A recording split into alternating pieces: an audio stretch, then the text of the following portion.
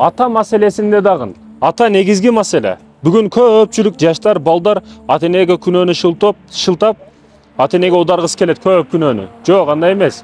Ата неге милдеттүү?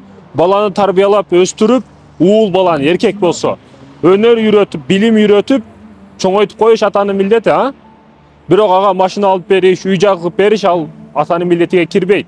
Ал эми кызды той кылып, башка кылып элге, башка турмушка бергенге чейин аманаты болуп эсептелет. Бул маселеге маани бергиле жигиттер. Көбү атасыга оодарат да көп нерсени. Атаң күнөөлүү эмес, атага бес таштаба. Өзүңдүн жүгүңдү атаңа оодарба. Атасы чоңойгон балдар көп ийгиликке жетет. Неге десеңиз, алар атанын ордун басып, өзүнөн кийингилерди дагы тартып, инилери бар, карындаштар бар, алар үчүн дагы жашап, ата ордунда, мындайча айтканда, чоңойот. Ошондуктан көп нерсеге жетет. Бирок сен атаң бар экен, атаңдын учурунда эрке болуп, серке болуп, жалкоо болуп, жыбырык болуп өсүп калба. Анан аталарга дагы айтарым, кыйынчылык көрүп өскөн балдар көп нерсеге жетет.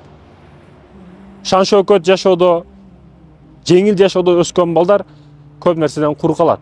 Сиздин чоң ийгиликке жеткен байлыгыңыз болсун, акчаңыз болсун, аны дагы башкара албай калат. Кыскасы, ата милдеттүү баланы өстүрүүгө, тарбия кылууга, билим берүүгө, өнөр үйрөтүп коюуга. Бирок машинаны бала өзү иштеп алат.